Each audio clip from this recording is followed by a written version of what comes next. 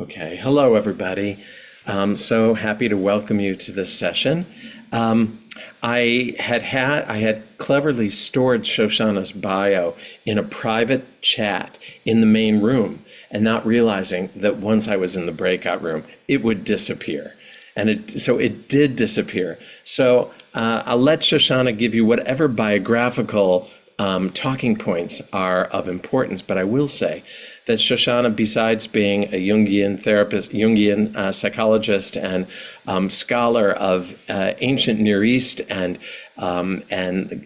goddess religions of antiquity, Shoshana is my Rebbe. Shoshana is the person who, at Ner Shalom, brings the Kabbalah to us. She brings the tree of life to us at every possibility. She is our official Omer counter, and our imaginal guide in all of our holidays, all of the contemplations and guided meditations that we do are all led by Shoshana, whom we respond to with such complete trust, and because we feel both the incredible divine that she channels and also the love with which she holds it and holds us.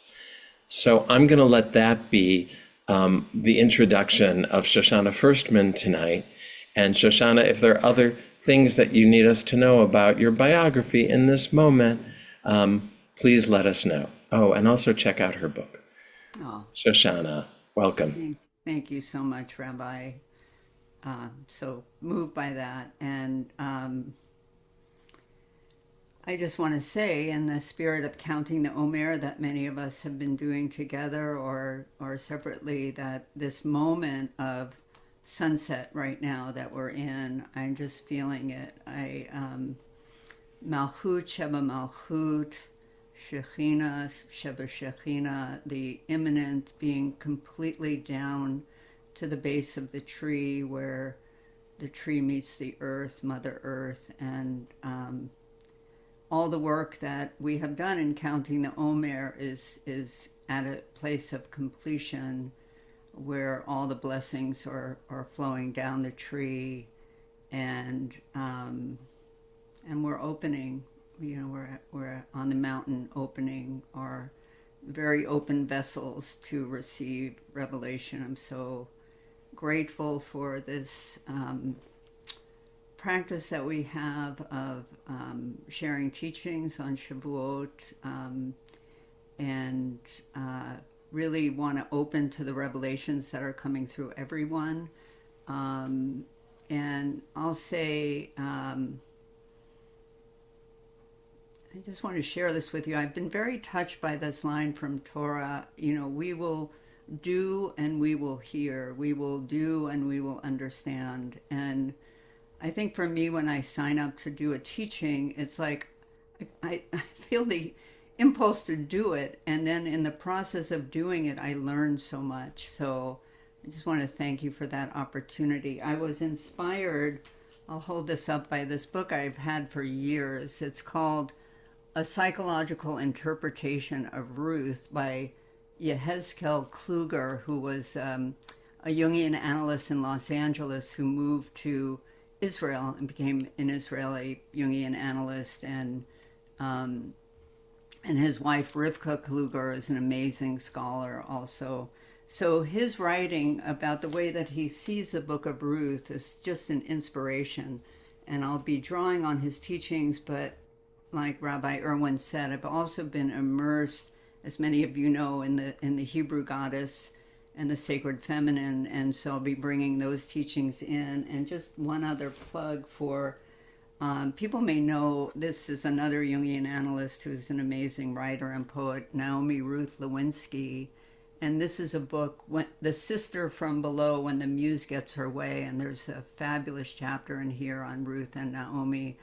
Her name is Naomi Ruth Lewinsky, so she was inspired. So those are the sources I'll be drawing from. They're Jungians. They're not, they take a lot of license with the biblical text, and I think that gives us a lot of permission to see the meaning of the text psychologically and mythically.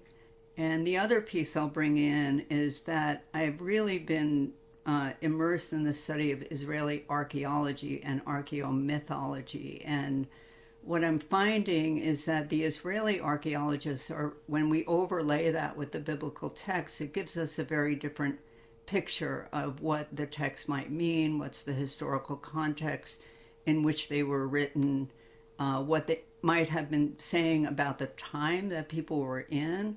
And so with that said, I'm going to just dive in. I'm going to do as people are used to, I think at Ner Shalom, a lecture with a PowerPoint, and then we'll have time for questions and discussion. And if things come up during it, if you would put a question into the chat, and if I don't see it, you can unmute and ask for clarification. But I'm just going to be looking at, I'll be sharing the PowerPoint here. I'll start with that. And what was the Kluger book, Shoshana? it's called A Psychological Interpretation of Ruth. Thank you. Yeah, and it's really interesting, and I'll be sharing a lot of that perspective. So now, can everybody see the PowerPoint? And I'm just going to adjust this here. Hang on, moving my screen around. Okay, let's see. Okay, so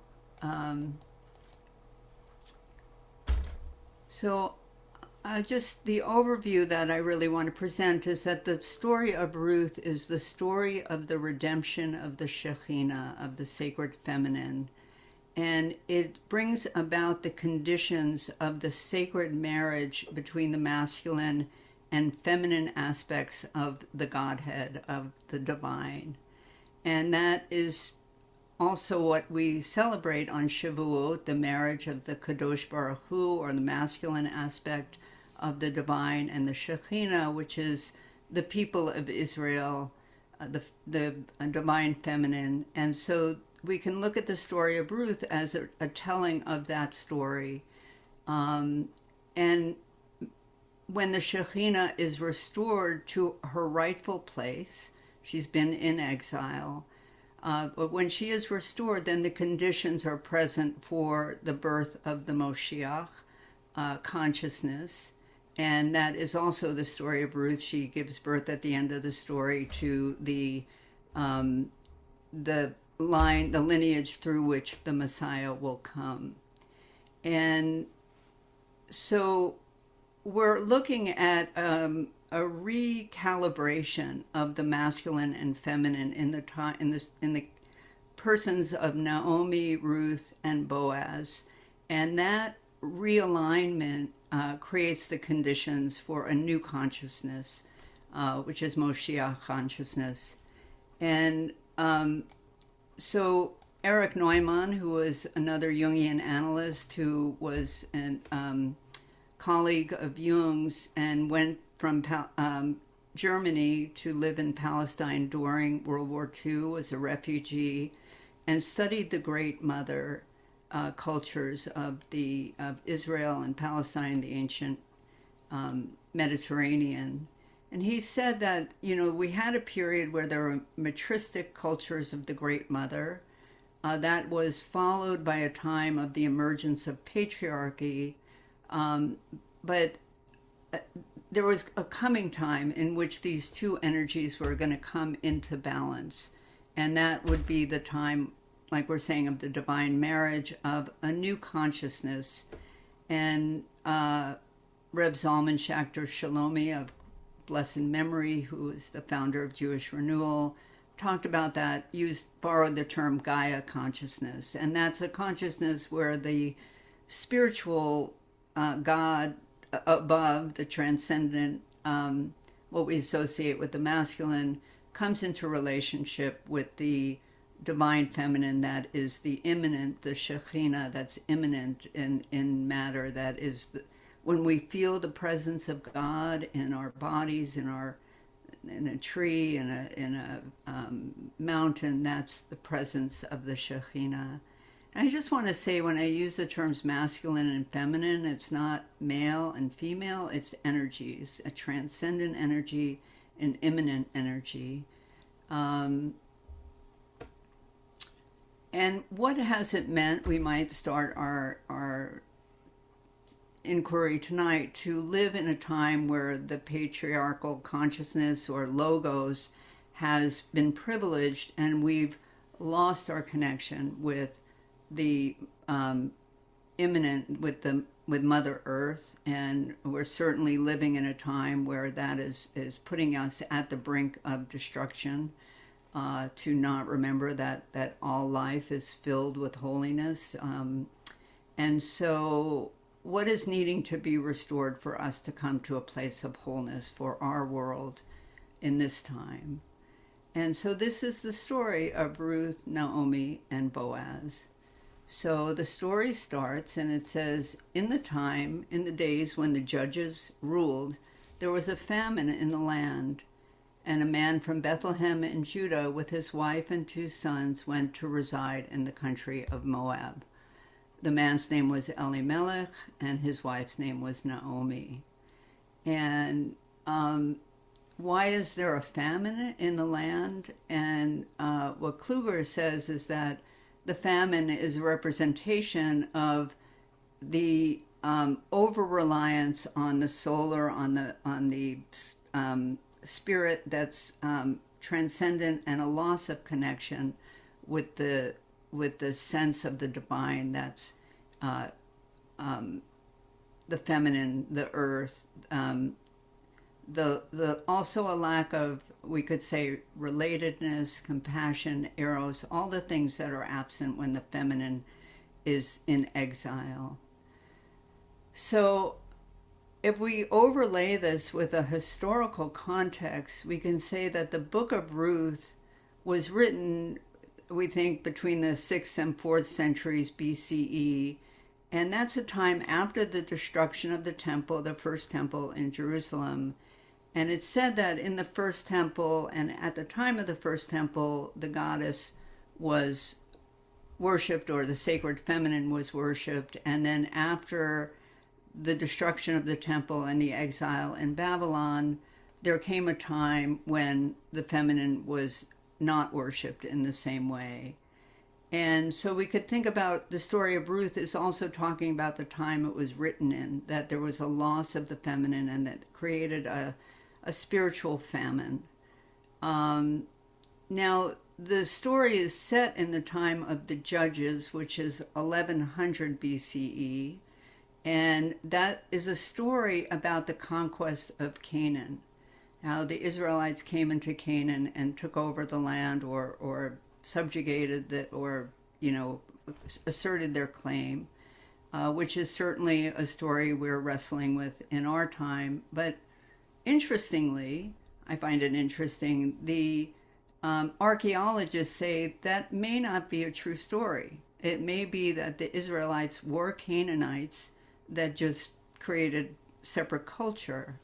And it's also possible that the Book of Judges was not written in 1100 BCE, but was written much later during the time of the exile in Babylon in the 6th century. So, and I really appreciate this view, some of the archaeologists are saying maybe the Israelites were puffing up their military dominance in a way that was kind of like a fantasy, because they were experienced this dispossession in the time of exile. So that's a lot, but just to give a context that maybe I think these are stories we really need to be questioning right now, and maybe there's another way of looking at it. But all that said, the story of the Judges is about a time of conquest, a time when the feminine is exiled, and there's a famine in the land. And what happens in the Book of Judges is that the people are prohibited from worshiping the Asherah, the Hebrew goddess, who was worshipped as part of the divine couple of the male and female aspects, masculine and feminine aspects of the divine. But at the time of Judges, there's the text cut down the sacred post, meaning cut down the Asherah trees or the poles that were used to represent the worship of the Hebrew goddess. So what happens when the Hebrew goddess is outlawed is the Shekhinah, or the feminine, goes into exile. And that's the story that we're tracking in the story of Ruth, that Naomi and Elimelech leave the land where the masculine aspect of God is so powerful, but the feminine has been exiled. And they go to the land of Moab.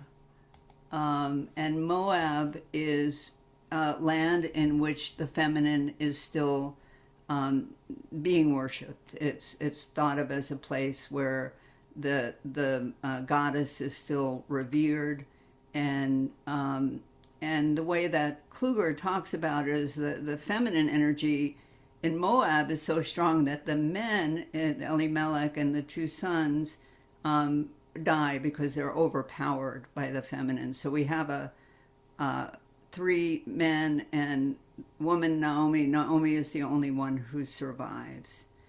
And so if we look at it mythically, we're really talking about leaving behind an old version of the masculine patriarchy, going into the land of the feminine, and then that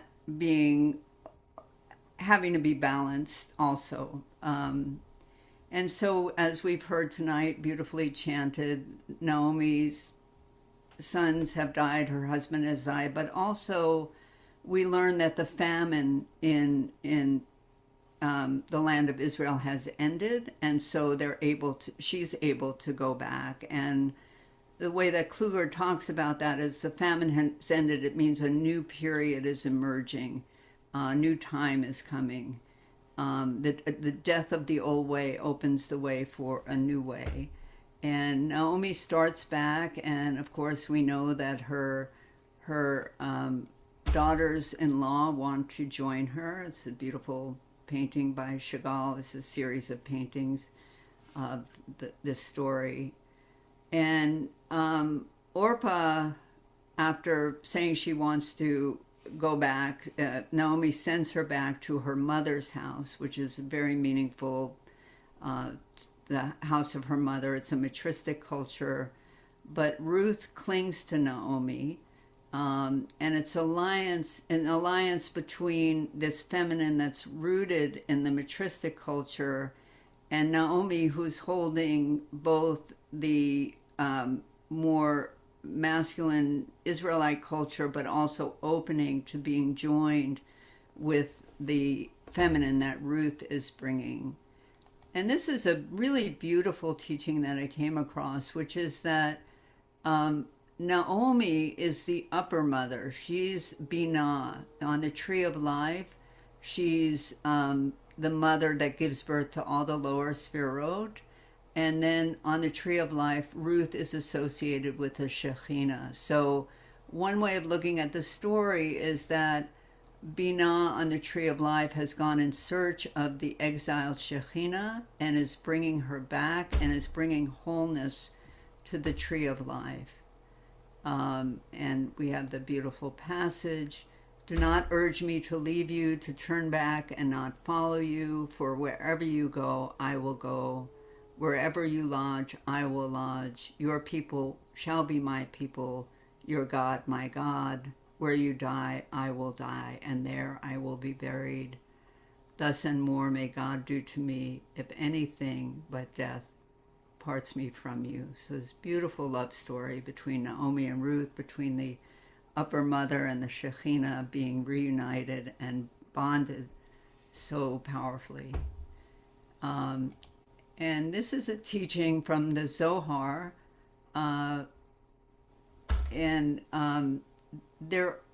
This might be the Zohar, it might be there's a Zohar Ruth. So, but the teaching from the Kabbalists, there are two mothers, the higher one and the lower one, the presence Shekhinah of above and the presence of below. Send the mother, and children, take for yourself two intermediaries Of them it says, and the two walked together. Ruth clung to Naomi, who was her teacher and conduit of spirituality. We might say that Ruth and Naomi were two stations through which the light of redemption traveled.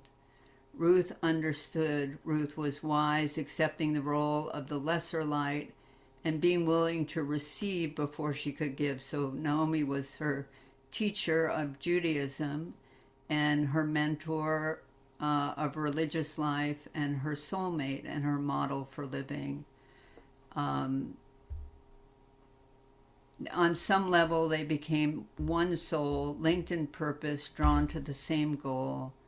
Together, they accomplished something rare and exceedingly precious, a union of two souls hewn from the same rock and perfectly complementing each other.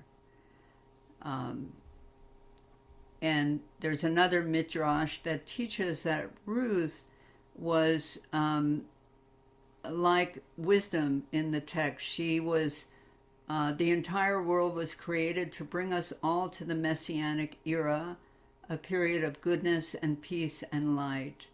The soul that is the source, the one in whom God takes counsel, is Ruth, according to the sages. In Zohar, Ruth, she is the one who was sitting with God before creation, and God consulted with her. So this is like really about redemption, about what is needed to bring that about, and the energy that's being carried by Ruth and Naomi back to Bethlehem.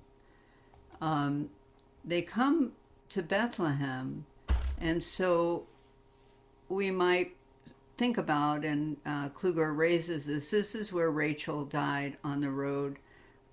She was punished with an early death, we might remember, because Jacob swore that anyone who was hiding the teraphim should die an early death. He didn't know that Rachel was secreting the teraphim of the Asherah and the Astarte on her seat, beneath her on her camel, and so she died an early death, and she becomes a symbol of the exiled Shekhinah, who's with her, weeping for her children who will be exiled until the Shekhinah is redeemed and restored. So they come back, Ruth and Naomi. Naomi is full of grief. She's lost everything. And as Rabbi Diane is talking about right now simultaneously, what does that grief open Naomi to? What does that grief open us all to, the grief we're living in our world today? But she is coming back not only with grief, but with Ruth, who is, some say, a princess, a priestess of embodied sexuality, of feeling, of kindness, of empathy, of pure chesed. So these are the energies that are coming back into this land of Bethlehem, where Rachel is weeping for her children, and they're bringing the possibility of a new reality, a redemption. And then we have Boaz. So Boaz is a new kind of masculine, not the same as the ones that left Elimelech and the sons, but a man who represents something else, a man who can join with the feminine and not be overwhelmed by it. And Ruth goes into the field to glean, and as it happens, it was the land of Boaz. So I think this is like we will do and we will understand. She just intuitively goes to this land, and the story unfolds. And so Boaz is drawn to Ruth. She's told she is a Moabite who came back with Naomi, and she's incredibly beautiful. She's a priestess. She's the embodied sexuality and sensuality and the loving kindness. And he says, don't go and glean anywhere else. You stay here. You stay right here. And he has heard of how kind she has been with Naomi, and he says to her, "May God reward your deeds. May you have a full recompense under under the wings of the eternal, under whose wings you have sought refuge." And then they have a meal together, and he says this line that I found intriguing: "Dip your morsel in the vinegar." What does that mean? And one of the interpretations is like the bread of life has to be dipped in vinegar so we can also have the difficult, painful lessons that transform us. And Boaz is an upstanding masculine. He's also a leader in the community. And when the temple was built, it said that the two pillars at the entrance to the temple were Boaz and Yachin, and he's a spiritual masculine that supports the feminine. And people are familiar with the high priestess card.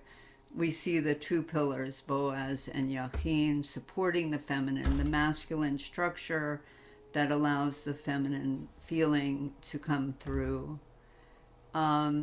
It's said that Ruth was of such extraordinary beauty that no man could look at her without becoming passionately enamored. And in Zohar, Ruth, they say her name means dove, which is a symbol of Aphrodite and Ishtar, the love goddess. And Boaz is protective. He sends Ruth away. He fills her basket with barley, and is a masculine that can support this beautiful feminine.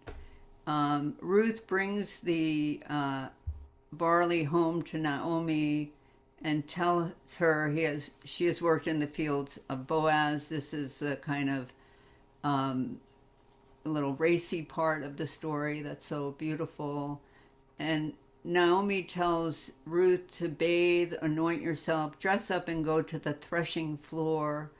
But do not disclose yourself to Boaz until he has finished eating and drinking. When he lies down, go lie down with him, uncover his feet, which everyone says, maybe a euphemism for another part of his body, and lie down next to him. He will tell you what you are to do. And Naomi says, "I will do everything you tell me." They had a meal together, and then they went to lie down on the grain pile. And here's a beautiful Chagall of she uncovered his feet and she lay down. And in the middle of the night, Boaz gave a start and pulled back. There was this woman at his feet, and she says, "I am your handmaid, Ruth. Spread your robe over me and redeem me." And so Boaz acknowledges how beautiful it is that Ruth is seeking him out, but there has to be a process. There's somebody who can redeem her first, who's closer to the family, so they have to go ask that person first. Just say the threshing floor is a big part of the story, and it goes back to the sacred marriage festivals in Mesopotamia, where the god and goddess would mate on the threshing floor, and so it would be a year of bounty for the people. And so that's very meaningful, and the Idra is very meaningful in Kabbalah.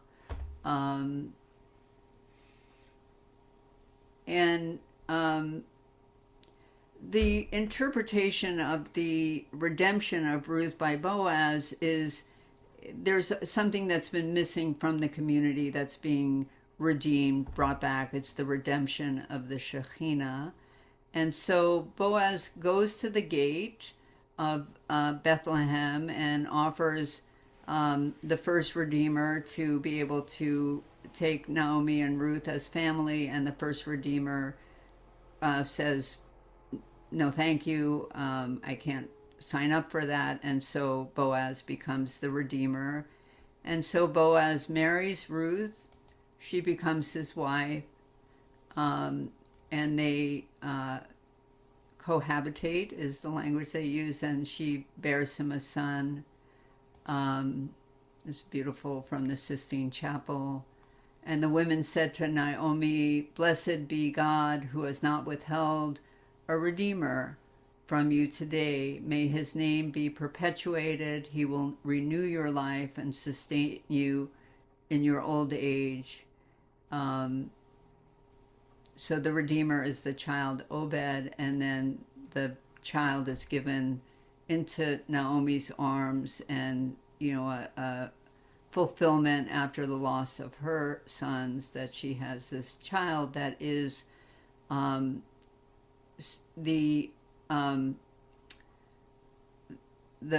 from whose line the Messiah will come. So Obed is the father of Jesse, the great-grandfather of King David, the lineage from which the Messiah will come. And the Messiah will come when the Shekhinah is redeemed and restored. And this story of the three, Ruth, Naomi, and Boaz, is the story of that redemption. And there's a beautiful teaching from Kluger that we have a quaternity that started out 3 men and women, emphasizing the over-reliance on the masculine, and then we end the story with 2 masculine, the Boaz and Obed. I don't think Boaz lived long, and Ruth and Naomi. And so I'll just leave it there, leave us time for discussion, and say, what does the story give to us for our time? What does a new relationship or balance between the masculine and feminine aspects of God and consciousness look like? And what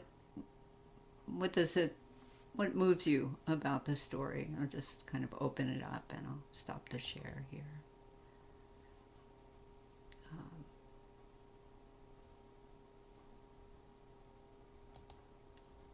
There we go.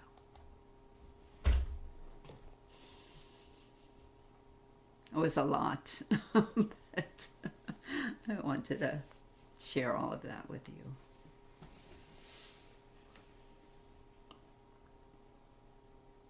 Any questions or feeling responses? Rita. I think what moves me the most is Ruth's loyalty. That kind of love and that depth of loyalty is so touching to me. So that moves me tremendously. Now, Shoshana, correct me, because I don't know if I'm accurate, but somewhere I read that when there was a reference to the Messiah, the Christians believe that it was Jesus. Is that so? Yes, I think that's the Messiah, and that's my understanding. The Messiah came, and it was Jesus in the Christian version. Okay, so in the Christian version, then this was taken from this story, and so that was the prophecy of Jesus? I think Rabbi Irwin probably can help me out here, but I think there's more than one reference to the Messiah coming throughout the text, but this is one. Okay, thank you. Feels to me like this. So yeah, the prophecies that the Christians rely on are like in Isaiah. There are elements that what's interesting here is like what is the function of this story? What's the political function of this story? King David is Ruth's great-grandson.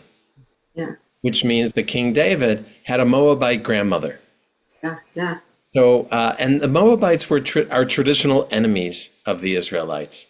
And so, like, what is the spin that King David's press secretary has to give when people say, "Oh, but his great grandmother was Moabite," and it's like, well, here's the story. She was the exemplar of this kind of love and loyalty and kindness. And so it could be, this story arises out of a political necessity. But then once we have it, once we associate King David with the Messiah, then wow, like Ruth, what Rabbi Jeremy was saying about risk and reward, like the risk is, Ruth being a Moabite, unattached, without legal protection in the land of Judah, but the reward is the Messiah. That's Yeah. Yeah, and that the Messiah will come when we welcome the stranger, the one that is perceived as an enemy, but when we welcome that one in, that brings the Messiah. So isn't that an argument for interfaith marriage? Well, she becomes a Jewish, Yeah, through Naomi, but yes, but first, there's yeah, yeah. but To but me, it's it's an also argument. yeah. Go ahead, Renee. To me, it's an argument for why we have to have a two-party state and make friends with the neighbors. Mm-hmm. Mm-hmm. Thanks. Because Yes. all throughout the Bible, this happened. Yes, right. There's all these injunctions, but then it happens anyway. And when it happens, there's something beautiful that comes from it. Moses and, Amy has her hand up. I think. You're not on screen, Amy. Amy. Okay, let's see. Amy Gray, are you there? Maybe she hit it accidentally. Yes. What does this raise for people to think of the redemption of the Shekhinah as the meaning of the story of Ruth and Naomi and Boaz?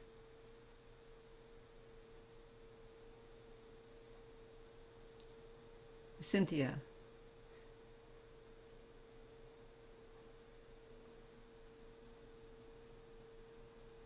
Oh, Wait, there, am I unmuted? yes. For me, it brings me back to the work that I do. It's very personal. For the past 30 years, I've been a rolfer, which is a body worker. I work on the fascia. And when I work on people, I'd say 99% of the time, male or female, when I'm working on the left side, I feel their female part. When I'm working on the right side, I feel their male part. And my work is to release those stuck female and male parts to try to balance and get rid of that midline and bring it all together. So it's kind of like I feel like, the way you're talking is like I feel like I'm doing biblical work here. Oh, that's Thank beautiful. It really, yes. And I love that, we all have all these parts in us, and it's we need them to be in alignment for wholeness. Right. Amy is saying she can't unmute. Let me just see if I can. Oh, I think someone did. Oh, okay, great. I don't know how to turn my camera on. I'm using my phone, so I'm Oh, clueless. okay. But I was just wondering, I mean, you've immersed yourself for so many years about with the goddesses and the matriarchal culture. And I'm just wondering, can you just extrapolate and say if patriarchy hadn't risen to the position of power, what would have the world been like then and perhaps even now? It's a big question. I know, I'm sorry to just Yeah, no, it's a great question. I mean, I think that we can look to other indigenous cultures who never had this trajectory in the way that Western culture has had it, and that people sometimes never lost the honoring of Mother Earth and the respect for the balance. And I think we have a lot to learn from that. And, yeah. Do you know why, or do you have a theory about why patriarchy overwhelmed the relationship to the feminine at some point in our history? I think the theory that I've heard the most from Maria Gimbutas is that people had weapons and a lust for power, and they just, overrode people who didn't and it wasn't just women who were in the matristic cultures, it was women and men together, but they were egalitarian, and people who had a power drive, overpowered them, those who didn't have the same power drive. Hmm. Marcia and Rita, those great questions, Amy, big questions. This taking it in a slightly different direction, but I wonder what you think. Thank you, Shoshana. That was beautiful. I learned a lot. So thank you very much. And for spinning it out as kind of one spool of thread, which has made it easy to follow. I really appreciate that. I actually have a lot of questions, but one thing I wanted to ask you about is, do you have any thoughts about how do I say this? Ruth's subservience to Naomi. I mean, there's something about Naomi tells Ruth to go lie down next to Boaz, cover his feet or uncover his feet, whichever it is, like, and it often often interpreted as a sort of sexual instruction. What do we make of that? Ruth's, she's not very, she is subservient, the word I want, but there's something about that bothered me for a long time about who's calling the shots here. Mm-hmm.